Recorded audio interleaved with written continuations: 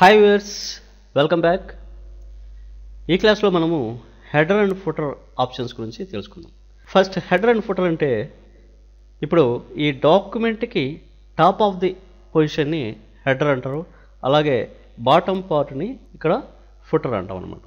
చూడండి, ఇక్కడ insert option ఉంది కదా, ఇన్సర్ట్ మెనూలో హెడరు ఫుటర్ అనేవి ఉంటాయి. ఇక్కడ ఫస్ట్ నేను హెడర్ని ఇన్సర్ట్ చేస్తున్నాను. చూడండి, ఇక్కడ ఇన్సర్ట్ హెడర్ అని క్లిక్ చేస్తూనే మనకి ఇక్కడ ప్రీ డిఫైన్డ్ హెడర్స్ అనేది డిఫైన్ చేసి ఉంటాయి అన్నమాట. అంటే ఆల్రెడీ డిఫైన్ చేసి ఉన్నటువంటి వాటిని ప్రీ డిఫైన్డ్ అంటాము. ఇలా మనకు కావాల్సిన స్టైల్లో మనకు ఇక్కడ హెడర్స్ డిఫైన్ చేసి ఉన్నాయి. ఓకేనా, అందుకే వీటిని ప్రీ డిఫైన్డ్ హెడర్స్ అని అంటున్నాను. ఓకే, ఇక్కడ నేను బ్లాంక్ 3 కాలమ్స్, ఆల్ఫాబెట్స్, యాన్యువల్, ఇలా రకరకాల హెడర్స్ ఉన్నాయి.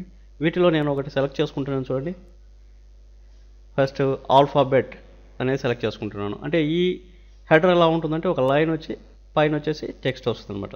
చూడండి, నేను క్లిక్ చేస్తున్నాను. ఓకేనా, ఇక్కడ ఆ హెడర్ అనేది ఇన్సర్ట్ అయింది టాప్ ఆఫ్ ది డాక్యుమెంట్లో.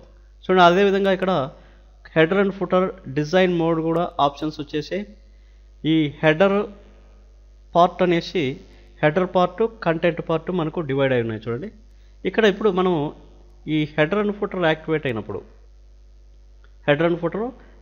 అయినప్పుడు ఇక్కడ మనం కంటెంట్ను మాడిఫై చేయలేము అనమాట. చూడండి, ఇప్పుడు ఇక్కడ టైప్ ద డాక్యుమెంట్ టైటిల్ అనేది టైప్ చేస్తున్నాను.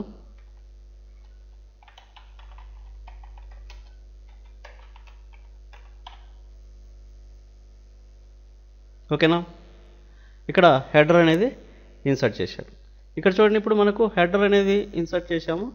ఈ హెడర్ని కంటెంట్ని డివైడ్ చేసేటటువంటి లైన్ ఉంటుంది ఇక్కడ. అంటే మనం హెడర్ పొజిషన్లో మాత్రం ఇప్పుడు వర్క్ చేసుకోగలం.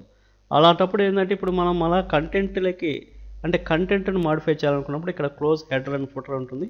ఆ క్లోజ్ హెడర్ అండ్ ఫుటర్ని క్లిక్ చేసినప్పుడు ఆ హెడర్ అండ్ ఫుటర్ అనే ఆప్షన్స్ వెళ్ళిపోతాయి.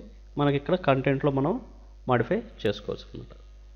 ఓకేనా, అలాగే ఇప్పుడు నేను ఇన్సర్ట్ ఫుటర్ అని క్లిక్ చేస్తున్నాను. చూడండి, ఇన్సర్ట్ ఫుటర్ అని క్లిక్ చేసినట్టే ఫుటర్ అంటే మనకు ఆ డాక్యుమెంట్కి బాటమ్ పార్ట్లో మనకు ఈ ఫుటర్ అనేది ఇన్సర్ట్ అవుతుంది. ఇక్కడ కూడా సేమ్ ప్రీ డిఫైన్డ్ ఫుటర్స్ ఉంటాయి. చూడండి, ఇక్కడ నాకు కావాల్సిన స్టైల్లో నేను సెలెక్ట్ చేసుకుంటున్నాను.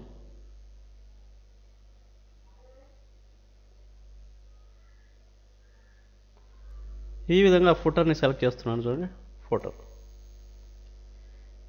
Type the company address page 1. అంటే ప్రతి పేజీలో మనకు ఈ ఫుటర్ అనేది వచ్చి ఉంటుంది, హెడర్ అనేది వచ్చి ఉంటుంది. హెడర్లో కంప్యూటర్ అకాడమీ ఉంది. ఇక్కడ type the company address, page number.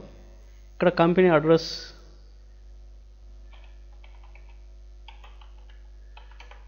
Type చేశారు. పేజ్ నెంబర్ అనేది ఆటోమేటిక్గా మనకి చేంజ్ అవుతూ ఉంటుందన్నమాట. ఓకేనా, ఇలా మనకు ప్రతి పేజీలో హెడర్ అండ్ ఫుటర్ అనేది యాడ్ అయి ఉంటుంది.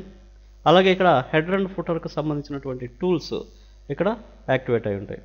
చూడండి, ఇప్పుడు మనం ఇక్కడ ఎక్కడ ఉన్నాం, హెడర్లో ఉన్నాం కాబట్టి ఫుటర్లోకి వెళ్ళాలంటే స్విచ్చెస్ ఉంటాయి అన్నమాట. ఇక్కడ go to header, go to footer. ఇప్పుడు మనం ఆల్రెడీ హెడర్లోనే ఉన్నాం కాబట్టి గో టు ఫుటర్ అనేది ఆప్షను యాక్టివేట్ అయింది. నేను క్లిక్ చేస్తున్నా. చూడండి, ఫుటర్లోకి వచ్చేసింది. ఇప్పుడు మళ్ళీ గో టు హెడర్ క్లిక్ చేస్తున్నాను, హెడర్లోకి వచ్చేసింది. ఇలా మనం go to footer, go to header అనే ఆప్షన్స్ ద్వారా మనం switch between header and footer అనమాట. ఇది ఇలా హెడర్కి ఫుటర్కి మూవ్ కావచ్చు. ఇప్పుడు ఈ హెడర్ అండ్ ఫుటర్ ఆప్షన్స్ ద్వారా మనం హెడర్ని మాడిఫై చేయొచ్చు. చూడండి, ఇక్కడ ఇన్సర్ట్ హెడర్ ఉంది కదా, ఇక్కడ ఎడిట్ హెడర్ అనేది ఉంటుంది.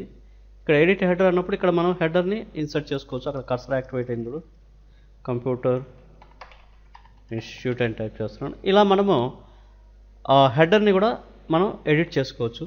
అలాగే ఇంకో హెడర్ ఇన్సర్ట్ చేయాలనుకున్నా కూడా ఇన్సర్ట్ హెడర్ అంటూనే మనం హెడర్ని చేంజ్ చేయొచ్చు. ఇప్పుడు నేను బ్లాంక్ తీసుకుంటున్నాను. చూడండి, ఇక్కడ బ్లాంక్ 3 కాలమ్స్ తీసుకుంటున్నాను. ఇక్కడ టైప్ టెక్స్ట్ అని ఉంది కదా, ఇక్కడ ఇన్సర్ట్ పేజ్ నెంబర్ అన్నా అనుకోండి, కరెంట్ పొజిషన్ అంటే కర్సర్ ఎక్కడ ఉందో అక్కడ ఈ పేజ్ అనేది ఇన్సర్ట్ అవుతుంది. పేజ్ నెంబర్ చూడండి, కర్సర్ అక్కడ ఉంది కాబట్టి మనకు పేజ్ నెంబర్ అక్కడ ఇన్సర్ట్ అయింది. అలాగే ఇక్కడ నాకు డేట్ కావాలనుకున్నప్పుడు కర్సర్ ఇక్కడ ఉంచాను. ఇక్కడ డేట్ కావాలన్నప్పుడు ఇన్సర్ట్ డేట్ అండ్ టైం అనమాట. ఇక్కడ హెడర్ అండ్ ఫుటర్ టూల్స్లోనే ఉంటాయి ఇవన్నీ కూడా. డేట్ అండ్ టైం కావాలనుకున్నప్పుడు అవైలబుల్ ఫార్మాట్స్ వస్తుంది, date and time available formats. వీటిలో మనకు కావాల్సిన ఫార్మాట్ మనం సెలెక్ట్ చేసుకొని ఓకే బటన్ క్లిక్ చేసామంటే ఇక్కడ మనకు డేట్ కూడా వచ్చేసింది. ఇక్కడ పేజ్ నెంబరు, ఇక్కడ డేట్ వచ్చింది. అలాగే ఇక్కడ మనకు కావాల్సిన టెక్స్ట్ని టైప్ చేసుకోవచ్చు.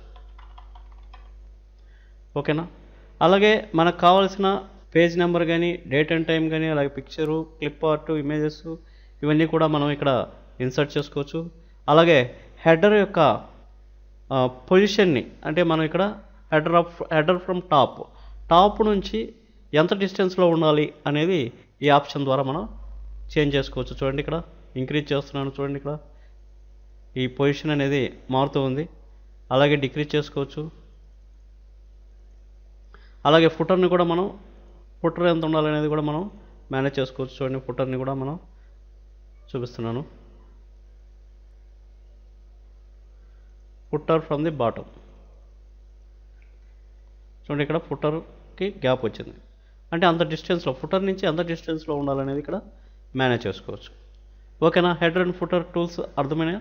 అలాగే close and header and footer అని క్లిక్ చేస్తేనే మనకు ఈ header and footer tools close అయిపోతాయి. ఓకేనా.